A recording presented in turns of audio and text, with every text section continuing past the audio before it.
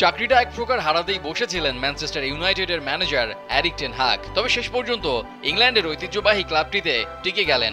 গত মৌসুমের শেষ দিকে এসে ম্যানচেস্টার সিটিকে হারিয়ে এফএ কাপে শিরোপা ঘরে তোলে রেড ডেভিলরা।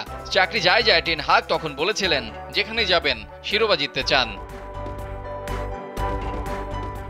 সেই ধারাবাহিকতা ইংলিশ প্রিমিয়ার লিগটা ইউনাইটেড শুরু করলো জয় দিয়েই, তাও আবার অভিষিক্ত ফুটবলার জোসুয়া জার্কজির গোলে ঘরের মাঠে নিজেদের প্রথম ম্যাচটায় পূর্ণ পয়েন্ট পেল টেন হাগের শিষ্যরা, যেখানে কৃতিত্ব দেখালেন সদ্য দলে ফেরানো ডাচ ফুটবলার জার্কজি।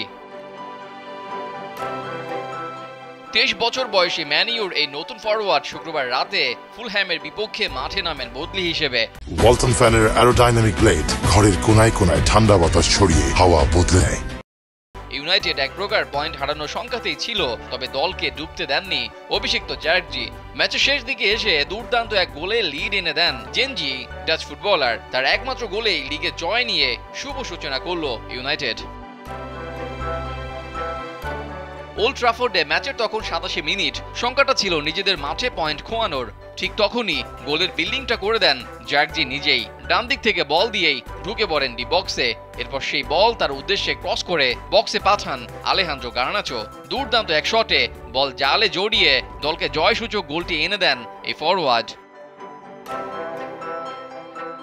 গত মাসে $4,70,00,000 বোলোনিয়া থেকে জার্কজিকে নিয়ে এসেছে ইউনাইটেড। ম্যাচের আগে পুরোপুরি ফিটও ছিলেন না তিনি, তবে সেটা তার খেলায় ততটা প্রভাব ফেলতে পারেনি। নিজের এই পারফরমেন্স নিয়ে বেজায় খুশি তরুণ ফুটবলার জার্কজি।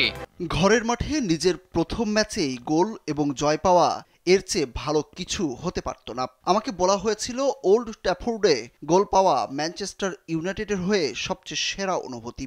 আমি ভাগ্যবান যে প্রথম ম্যাচেই সেই অভিজ্ঞতা লাভ করেছি। এই অনুভূতি দুর্দান্ত।